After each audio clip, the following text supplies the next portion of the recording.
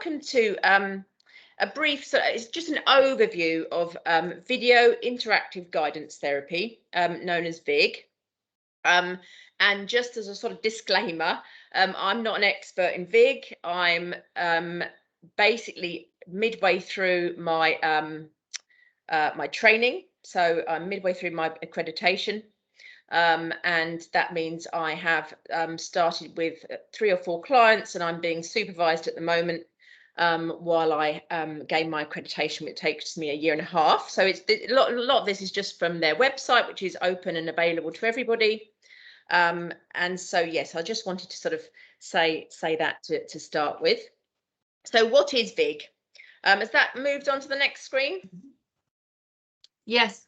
It has. Brilliant. Okay, yeah. Glad it's working. So VIG is a strength-based brief intervention for parents and children across all ages, and it basically promotes enhancing sensitivity towards the child or in a relationship, and the capacity to mentalize each other in that relationship, what your child may be thinking, what your child thinks you're thinking, and it has a strong theoretical base on attachment, and intersubjectivity and mediated learning, mentalization and positive psychology. So it's kind of based around all those ethoses.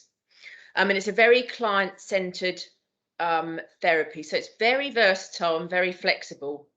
And you very much work with your clients' time frame and their pace and how they want to do things and how quickly they work, how they process things.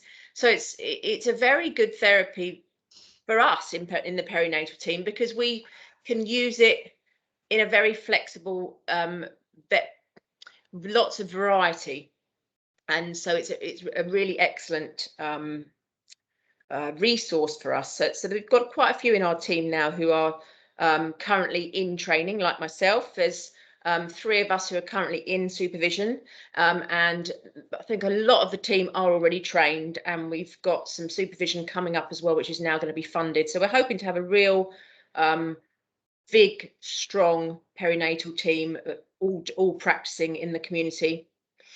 The evidence base is an international one. It's recommended in the NICE guidelines.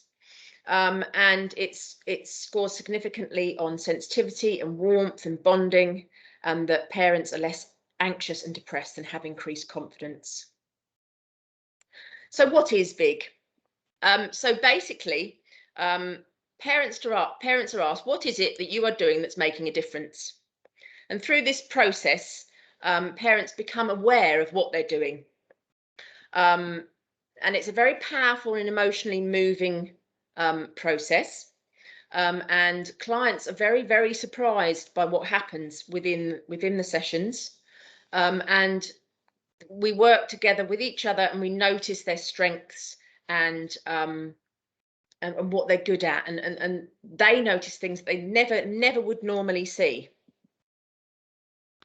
And so basically, you go into a home and you will film your client with their child, with their baby, sometimes even their bump, which is being sort of worked through at the moment within the more experienced VIG circles, doing it with a pregnant woman and doing it with that. And you just film a very simple interaction. It might be them reading their child a story. It might be just them holding and looking at them, feeding them, changing their nappy, playing a game. And you just do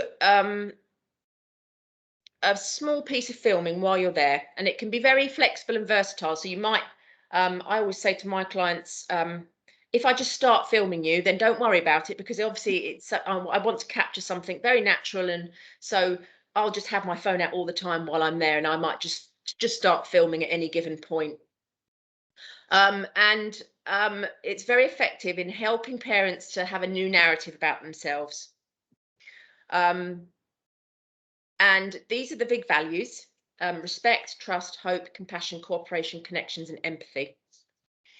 And so when I take that piece of footage away, I then pick out a very small piece of footage, or often a still shot of a beautiful or a very intimate or a very lovely interaction with the parent and the child. And we talk through that each time. So we do some filming and we talk through each time what that piece of filming has brought up. So VIG beliefs: everybody is doing the best they can at any given point. All people, even in adverse situations, have the capacity to change. People have an innate desire to connect with others. It's about connection. People must be actively involved in their change process. As with any therapy, the client has to want to change. They have to want to be involved, or any therapy wouldn't work. Affirmation and appreciation of strength is the key to supporting change. And recognition and empathetic regard are what people that manages building trust. So they're the kind of core beliefs that we're taught in our training. And these are some of the reasons that we might offer VIG in our team. Someone might say, look, I'd like to put this client on the VIG list. Parents, mums might be saying, I wish I understood my baby, or my baby cries all the time. I don't know how to soothe them. They don't like me, or I don't enjoy being a mum. I thought I would love it and I don't. I feel hopeless as a parent, or I want to feel closer to my baby. I want to see what other people see when they see a connection. Everyone can benefit from VIG, parents, school staff, professionals. It's kind of it's very transferable. So you can sort of take it away and use it in relationship with your children, with your colleagues. It's not just a kind of therapy that you just keep to within the clinical environment. And it's not just for babies. So as I said, it can be used in schools to promote staff attunement to pupils, any kind of client group, perinatal services, CAMS, social care, drug and alcohol services, and often the courts will ask that a family undertakes VIG therapy as part of the court proceedings. So how do you become a VIG therapist? So training in VIG is an established UK training and accreditation programme. It includes ongoing video reflective supervision and accreditation criteria. When I did the training, it was a two-day course at the Tavistock. And now I believe they do online training at the moment. I think they do 3 or 4 half-day sessions.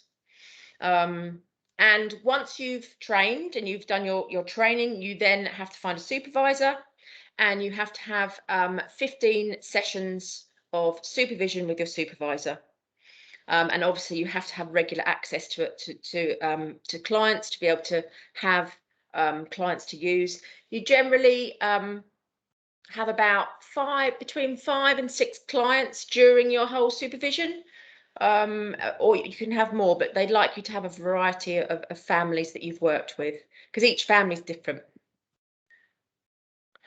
The training and supervision and the process of VIG mirrors the attuned principles and beliefs. So for example, when I'm sitting with my client and we're watching, you have a triangle, you see, so you have your client, yourself, and the video of the client and their baby or their child. And I will be using the VIG therapy techniques to help the client see lovely things about themselves. This is then mirrored when I'm in my supervision with my supervisor and we're watching me with my client, and she will show me lovely things that I'm doing. So it's a very lovely building on effect, which really sort of promotes a lovely sort of ethos and a way of working with anybody that you work with by doing their strengths. This is the VIG website. Anyone can go on that website and have a look. They've got lots of videos, lots of resources. You can book your training on there. This is the book that comes with the therapy, the video interactive guidance book. And I also just wanted to show you, hang on a second, let me just share something else, because this is also a lovely representation of the VIG values. Hang on a second. So can you see that okay? Yeah. Yeah. So if you kind of look at, you've got the sort of core foundation at the bottom. So these are the kind of principles of attunement as a VIG practitioner. So you're turning towards people, you have a friendly, open posture, you look interested, you give time. So it's learning to sit with your client and not say something as they may be processing something or processing an emotion. You give time and space for them to respond. You don't jump in and sort of ask them questions all the time. You give space and you wonder about things. You don't make assumptions. You don't tell them what they're thinking or what they should be thinking. And you enjoy watching the footage together. And then it steps up as you're warm and friendly, you wait, you're playful, you listen, you name what you notice. So you might end up saying to your lady, look, I can really notice how your baby is mirroring your every move in this video. They're smiling at you when you smile, they put their hand up to you when you do, and you kind of name what you notice. You do lots of nodding and eye contact and lots of repeating. The client might say something that you would construe as negative, like I'm not a good mum, or I don't look very happy. You don't sort of say that that's not true. You say, okay, so you don't think you're a good mum. You think you look really unhappy here. You always repeat what they say and validate what they say because it's their experience. You make suggestions, you provide help, you offer choices, you give information. And you kind of build on all these skills as you become accredited. And it's often in the way your supervisor supervises you that you learn how it feels to be validated and encouraged and shown what you do well, because I don't think there's a lot of people telling you what you do well, and I think that's a shame, because I think in our everyday work we should constantly be telling people what they're doing well. You know, if you see someone doing something really well, tell them, because they probably don't realize that or notice it. So it's a really kind of a good framework for any kind of work, really. I'm just going to find you the short video that the VIG likes to share. Let me just get it up. And then we've got time for some questions. Hang on a second.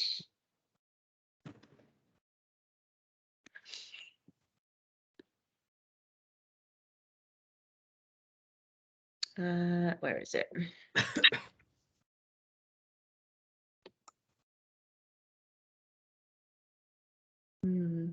Can't find it now.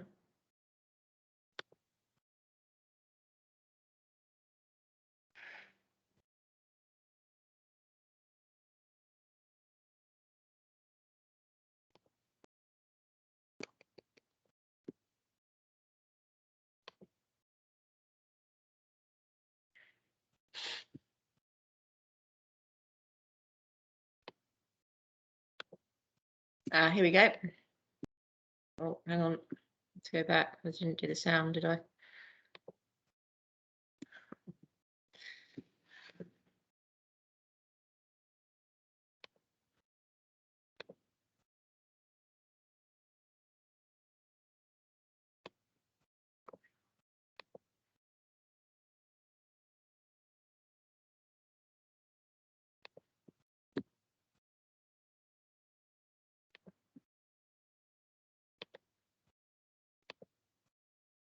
I had it then, and now it's gone away again. Oh.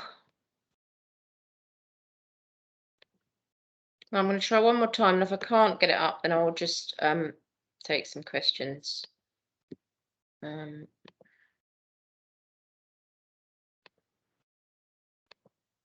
Perfect. Okay, so everybody see that? Yes. Yeah. Yep. Okay, so this is the sort of founder and the first kind of videos that were used and discovered. I always when I did the training, I remember reflecting at the end of the training to the facilitators that VIG always to me is it's like finding treasure, because you might take some footage of a video, you might film a mum and you might think to yourself, oh, I'm not going to find much on that, I'm not going to find much on that, and you look through it and you find amazing moments every time, and it really is like finding treasure, and it's just so amazing. So I'm just going to play this for you. Babies are born communicators who come into the world ready to have a conversation. This has been clearly observed in the tiniest infant by Professor Trevarthen of Edinburgh University. I think it's not a bad position to take to say that babies come into the world with their own self and with a sense of the difference between themselves and another person, and with a complete set of emotions. The way they interact with other people shows that they are ready to be part of an interaction, to be part of a couple doing things together.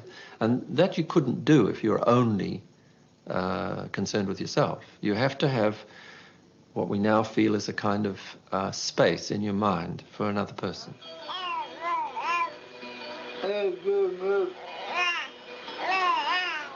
I think babies come equipped with motives which are directed towards human contact and making conversational contact with other people. They're trying to communicate. They're not just reflexly picking up something. They've got a recognition of a human person in front of them, and they want to interact. I got interested in the musical structure of this, and it led to me spending a lot of time talking to musicians about it, and they were very impressed. I showed musicians some of these recordings, and they said, this is real musical behavior. We've done a very detailed analysis of the sounds between a father and a premature baby.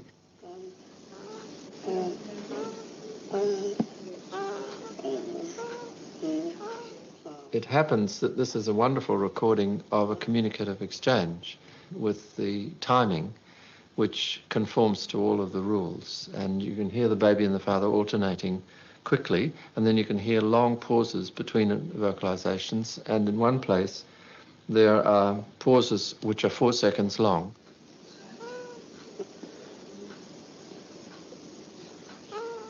Incredibly, the baby pauses, leaving a space for its father's reply. Now that's particularly interesting because it means the baby is making phrase length pauses inside its mind without any support, without any help from the father. And I think that we're coming around now to realizing that we can make a very valuable addition to research on human communication by understanding the innate musicality of this behavior. This tape shows a very advanced one-year-old whose mother is conscious of the fact that she has a very bright baby, and she carefully guides the baby into speech. It shows a baby that's used to reflecting on what it's doing, and it spends there are quite long periods where the baby is sitting thinking before responding. I think that must be a result of the parent leaving spaces for the baby to think. They're used to listening to each other, these two. I mean, the mother listens to the baby, and the baby listens attentively to the mother. I mean, the nice thing about this is that the baby proposes things which the mother takes up. And it's a good example of how strong is the initiative for cooperative activity in a baby that's 1 year old.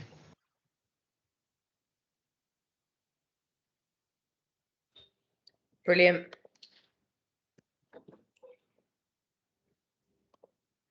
Okay. So that was a bit of a whistle-stop tour.